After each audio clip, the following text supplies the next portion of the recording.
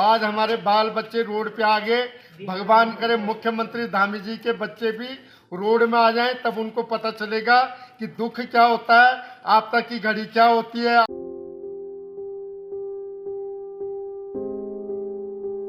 Hello everyone, once again welcome back to our YouTube channel Rahul Kuryal.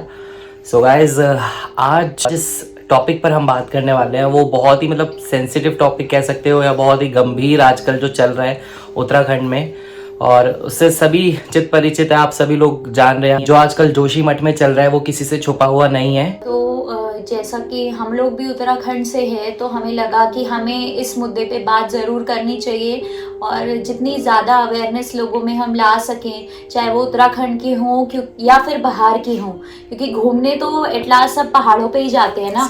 तो ये सिर्फ पहाड़ियों को नहीं इफेक्ट कर रही है बात, ये सबको इफेक्ट करनी चाहिए जो भी उत्तराखंड कभी गया है या फ्यूचर में जाने की सोचता है। और इतने बड़े 4 धाम वहाँ पे हैं, केदारनाथ, बद्रीनाथ, यमुनोत्री, गंगोत्री, चारों बड़े धाम हमारे उत्तराखंड में ही हैं। और जो जोशीमठ शहर है वो बद्रीनाथ धाम से 50 किलोमीटर पहले पड़ता है। और आजकल जो वो शहर झेल रहा है वो कहीं नहीं होना चाहिए और वो किसी के साथ नहीं होना चाहिए। तो आप लोगों को भी पता होगा कि इस टाइम पे जोशीमठ शहर में दरारें आ रही हैं। दरारें जो आ रही हैं वो अब सिर्फ सड़कों तक नहीं रह गई, लोगों के घरों तक पहुंच चुकी है। और लोगों के घरों में इतनी दरारें आ चुकी हैं कि अब वो वहाँ नहीं रह सकते, क्योंकि वो मकान कभी भी ढह सकते हैं उनके। प्लस आप जो ज़मीन फटी है, कई जगहों पे वहाँ से पानी भी निकल रहा है, तो पानी का रिसाव भी हो रहा है। तो ना वो छत से सुरक्षित हैं और ना वो ज़मीन से सुरक्षित हैं। तो मजबूरन जाए कहाँ। और सबसे बड़ी बात, सर्दियों का मौसम है और जब हम दिल्ली में बैठे हुए हैं अभी, इतनी हम बेड में और रजाई के अंदर बैठ के हमें इतनी ठंड महसूस हो रही है, तो उन लोगों का तो घर छिन रहा है। और उत्तराखंड में जहाँ ठंड वैसी बहुत ज्यादा पड़ती है। मम्मी आपका क्या कहना है जो जोशीमठ में आजकल? बेटा मैं क्या कहूँगी, वहाँ तो हम तो घर के अंदर महसूस कर रही है देख के टीवी पे, लेकिन पता तो उन लोगों को चल रहा ना जिनके घर भी गई, जमीन भी गई, छत भी गई, तीनों चीजों से वो बेघर हो गए हैं। अब उनके पास क्या गुजारा है, छोटे छोटे बच्चे हैं, घर वालों को तो बहुत बुरा हाल होला बेटा, क्योंकि हम लोग घर से सुरक्षित नहीं तो बाहर सुरक्षित करने रोला। वो सरकार से भी मांग करना, चाहे उत्तराखंड सरकार हो चाहे हमारी केंद्रीय सरकार हो, सरकार अभी आश्वासन दे रही कि भाई हम करेंगे, लेकिन उनके पास तो आज ही रहने के लिए नहीं, कल की आशा क्या करेंगे। कल तो हम तब देखेंगे ना जब हम आज सुरक्षित है।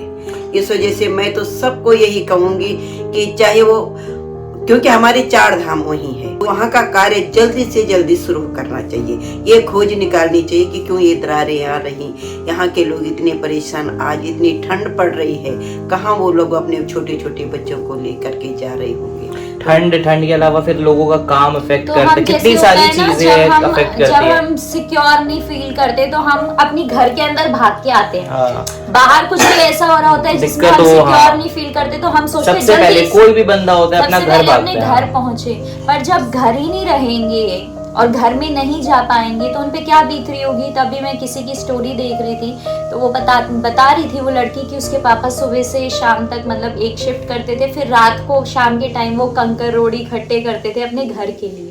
तो उन्होंने कितनी मेहनत से अपना घर बनाया होगा और आज उस घर में वो रहने लायक नहीं रहा वो घर। तो दूसरा जो ये जितना मर्जी हम डेवलपमेंट की तरफ जा रहे हैं और उसके चक्कर में हम जो ये पहाड़ को काट रहे हैं ना, वो बहुत गलत है। तो अगर हम विकास जरूरी है, विकास के लिए हम मना नहीं करते कि विकास जरूरी है, विकास बहुत जरूरी है, लेकिन नेचर को पूरा देख कर अगर हम उसके चक्कर में पूरा पहाड़ ही फाड़ देंगे, काट देंगे, आप देखो ना कटिंग कहाँ हो, विनाश की तरफ नहीं जा सकते। हाँ, विनाश की तरफ नहीं जा सकते। और विकास बड़े बड़े डैम, बड़ी बड़ी बिल्डिंग खड़ी करना विकास नहीं है। उत्तराखंड में तो बिल्कुल ये विकास नहीं है। विकास होता है जगह को देख के। अगर आपको विकास करना है तो आप रोजगार जनरेट करो ना, वहाँ के लोग बाहर ना जाए, वो विकासशील करो। आप सोच रहे हैं अगर आप डैम अच्छी बना रहे हैं, रोड अच्छी बना रहे हैं और वो विकास हो जाता है, मुझे नहीं लगता वो विकास, वहाँ पे उस विकास की जरूरत है। कुछ प्रकृति ऐसी होती है, अनछुई अच्छी है वो, हम उसको छुए ना तो वो वैसे ही अच्छी है। और अभी जो सुनने में आ रहा है वहाँ हाइड्रो पावर प्लांट बन रहा था 1-2 सरकार बट इसे वो कर रही है, neglect कर सरकार रही है। शायद उसको लाइमलाइट में नहीं लाना चाहती क्योंकि फिर सारा ब्लेम सरकार पे आ जाएगा। पर जो लोगों का कहना है और जो हमारे भी जितने जान पहचान के वहाँ रहते हैं, तो हमें तो यही पता चला है कि वो जो टनल खोदी जा रही है, काफी गहरी टनल खोदी जा रही है वहाँ पे, उससे सारी नींव हिली है।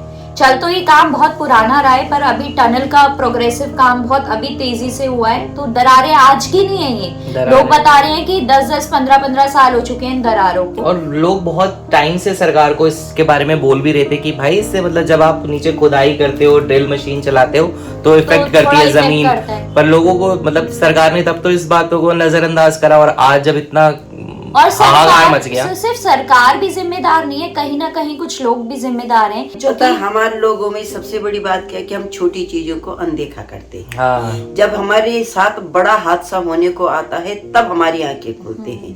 और आज जो सिमट में जो ये हो रहा है वो यही हो रहा है कि आज जब बिल्कुल ढहने की कगार पे आ गए हैं तब सब लोगों का ध्यान उस तरफ आकर्षित हुआ है।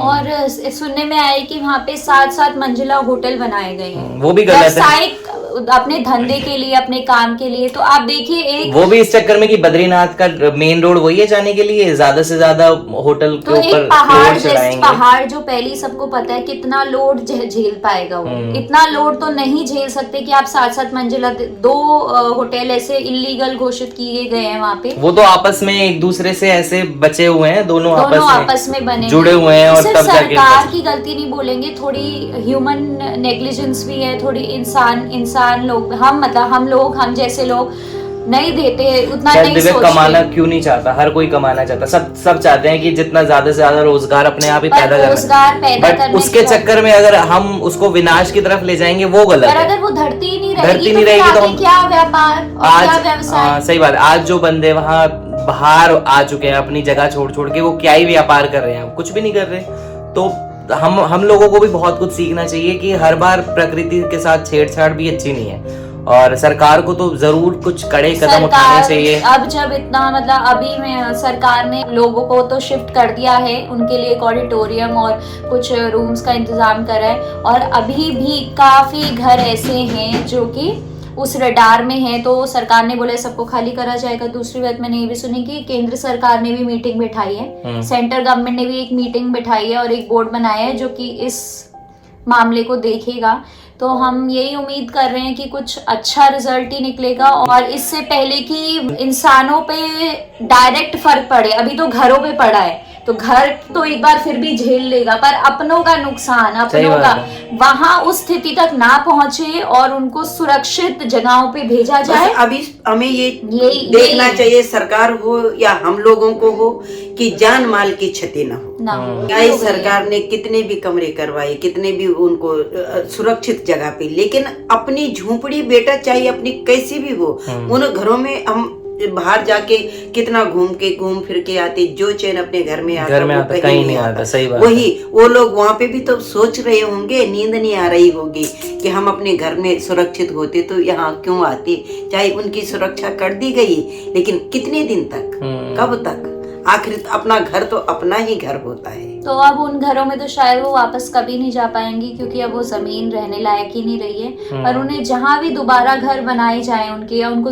जहाँ भी बसाया जाए, तो सरकार ही पूरा ध्यान रखे कि वो जगह सुरक्षित हो। प्लस हम ये भी बोलना चाहेंगे कि और भी जो ऐसे पावर प्लांट्स या जो भी कंस्ट्रक्शन या जो भी विकास के नाम पे जो भी हो रहा है हमारे उत्तराखंड में, सरकार पहले पूरी प्लानिंग के साथ करे, सिर्फ विकास के नाम पे विकास करने के लिए ना करे, क्योंकि वो तो हो जाएगा काम। अभी पीछे भी हम लोगों ने देखा धौल गंगा वाला जो प्रोजेक्ट हुआ था, वो भी ढह गया था, वो पूरा ढह गया था। इतनी बड़ी त्रासदी हमने केदारनाथ की देख ली है। कल मैं जब देख रही थी तो मैंने यही सोचा कि जब उत्तराखंड मीडिया वाले उसको आगे लाते तो वो आपदा में, भूसंकलन में या भूकंप में, केवल तभी हमारे उत्तराखंड का नाम इतना आगे आता है। और हम चाहते भी नहीं कि ऐसे चीजों में हमारा नाम आता है। इन चीजों में तो हम ऐसे भी नहीं चाहते, हम तो चाहते हैं दिखाने के लिए कितनी चीजें हैं। आप ये सोचिए ना, अगर वहाँ कुछ हो जाता या हो होगा आगे कुछ भी, तो आप एक धाम से तो आप वैसे ही हट गए। वो रास्ता ही बद्रीनाथ जाने का रास्ता है, वहां से 50 और फिर किलोमीटर की उसको दूरी है। उस तक पहुंचाने के लिए कोई आप दूसरी बताइए, तुड़ाई खुदाई कटाई कुछ, होगी, फिर वो तो वही फिर तो नुकसान उत्तराखंड किसका में होगा? तो विकास प्रकृति की का। बलि चढ़ रहा है ना एक तरफ से विकास के नाम पे। और रोजगार जो सबसे बड़ा मुद्दा होना चाहिए, तो हमारे उत्तराखंड के बच्चे तो सारे बाहर, हम खुद एग्जाम्पल हैं, हमारे मम्मी पापा हमारे दादा दादी सब नौकरी करने बाहर आ रहे हैं, तो विकास में तो हम बिल्कुल ही पीछे हैं। तो रोजगार तो वहां भी सरकार ज्यादा से ज्यादा लाए, पर कुछ दूसरे जरिए मतलब ढूंढने चाहिए उन्हें। हर बार हम पहाड़ों की बलि चढ़ा के या ये सब रोड की कटाई करके, ये सब मुझे लग रहा है कि डैम डूम ठीक है वहां बना रहे हैं, लेकिन पहले उसको एटलीस्ट रिसर्च करा जाए कि अगर हम इतना ड्रिल करते हैं या खुदाई करते हैं तो इससे इफेक्ट होंगे वहां के आसपास के, झेल सकता है कोई पहाड़।